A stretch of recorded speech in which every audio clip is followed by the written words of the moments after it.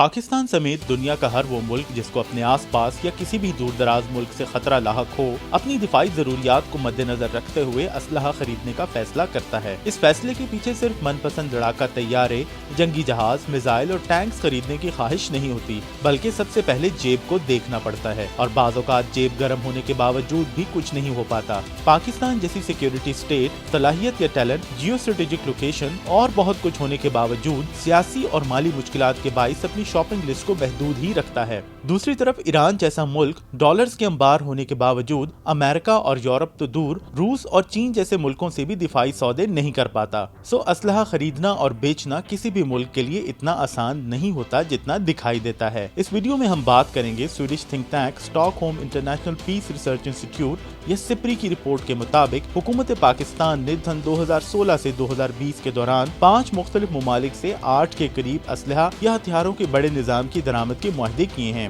تاکہ پاکستان کی مسلح افواج خاص طور پر بحریہ اور فضائیہ کی صلاحیت کو بہتر اور زیادہ طاقتور بنایا جائے۔ نئے دفاعی نظام خریدنے کے بعد پاکستان کا نام ایشیا پیسیفک خطے میں عالمی منڈی سے ہتھیار درآمد کرنے والے ممالک میں سر فہرست آ گیا ہے۔ یقینی طور پر اسلحے کے حصول کے لیے پاکستان نے سب سے زیادہ انحصار اپنے قریبی دوست چین پر کیا ہے، جس نے پاکستان کو JF-17 تھنڈر کے 2 مختلف اقسام کے لڑاکا طیارے فراہم کیے ہیں، جبکہ JF-17 تھنڈر کا فرسٹ ماڈل یا FC-1 ٹائپ لڑاکا طیارے پاکستان چین کے لائسنس کے تحت تیار کر رہا ہے، اور اب تک ایسے 50 لڑاکا طیارے پاکستان میں تیار ہو چکے ہیں۔ پاکستان نے چین سے ٹائپ O41 جوان آبدوزیں اور ٹائپ 54A جنگی بحری جہاز یا فریگیٹس بھی حاصل کیے ہیں، اور یہ دونوں جنگی نظام ٹرانسفر آف ٹیکنالوجی معاہدوں کے تحت پاکستان میں بھی مقامی طور پر تیار کیے جا رہے ہیں۔ چین کے ساتھ ہی پاکستان نے ترکی سے ملجم کلاس جنگی بحری جہاز یا فریگیٹس بھی درآمد کیے ہیں، اور ملجم جہازوں کو پاکستان کی دفاعی صنعت بھی تیار کرے گی۔ پاکستان نے مصر سے فرینچ میڈ استعمال شدہ میراج 5 طیارے بھی حاصل کیے ہیں، تاکہ پاکستانی فضائیہ کے بیڑے میں 50 برس سے موجود مختلف ماڈلز اور اقسام کے میراج طیاروں کو کم و بیش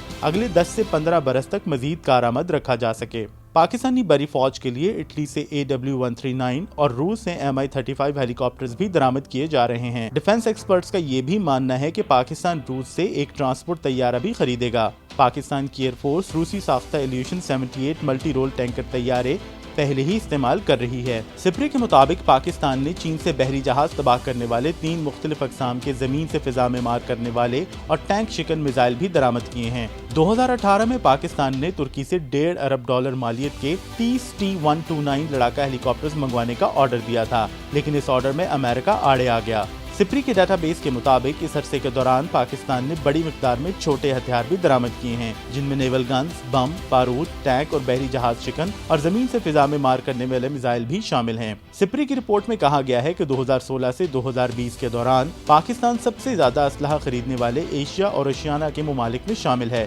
جبکہ 2.7% کے ساتھ پاکستان بڑے اسلحہ درآمد کرنے والے ممالک کی درجہ بندی میں 10واں نمبر رکھتا ہے۔ سپری کی رپورٹ کے مطابق پاکستان کے اسلحے کے بڑے آرڈرز کی تکمیل 2028 تک ہوگی، جن میں چین سے 50 لڑاکا طیارے، 8 آبدوزیں اور 4 جنگی بحری جہازوں یا فریگیٹس کی خریداری شامل ہے، جبکہ ترکی سے 4 جنگی بحری جہاز بھی اسی عرصے کے دوران پاکستان نیوی میں شامل ہوں گے۔ حسب توقع پاکستان میں سرکاری طور پر سپری کی رپورٹ پر کوئی باضابطہ رد عمل تو سامنے نہیں آیا۔ پاکستانی ڈیفنس اینالسٹ کی بڑی اکثریت نے سپری کی رپورٹ کو جعلی یا بے بنیاد بھی قرار دیا ہے۔ سپری کی رپورٹ میں شامل ڈیٹا میں بڑے اسلحے کے سودوں یا ترسیل شدہ سامان کی مقدار کا جائزہ پیش کیا گیا تھا۔ ساز و سامان کی مقدار کی مالیت کا لحاظ سے تعین نہیں کیا گیا تھا، لیکن فوجی ساز و سامان کی خام صلاحیت کی مناسبت سے اسے دیکھا اور جانچا گیا۔ جو فیکٹس اور فگرز اب تک سامنے آئے ہیں ان کے مطابق آئندہ 7 سے 8 برس میں موجودہ دفاعی معاہدوں کی تکمیل کے بعد پاکستان کی تینوں مسلح افواج نہ صرف زبردست اپ گریڈیشن کے بعد مزید طاقتور ہوں گی، بلکہ اس دوران پاکستان نہ صرف چین یا روس سے ممکنہ طور پر 4.5 جنریشن لڑاکا جنگی جہاز بھی خریدے گا، اور ساتھ ہی اندرون ملک پروجیکٹ عزم کو بھی آگے بڑھائے گا۔ اسی طرح پاکستان اس سال نئے ایئر ڈیفنس سسٹم کی خریداری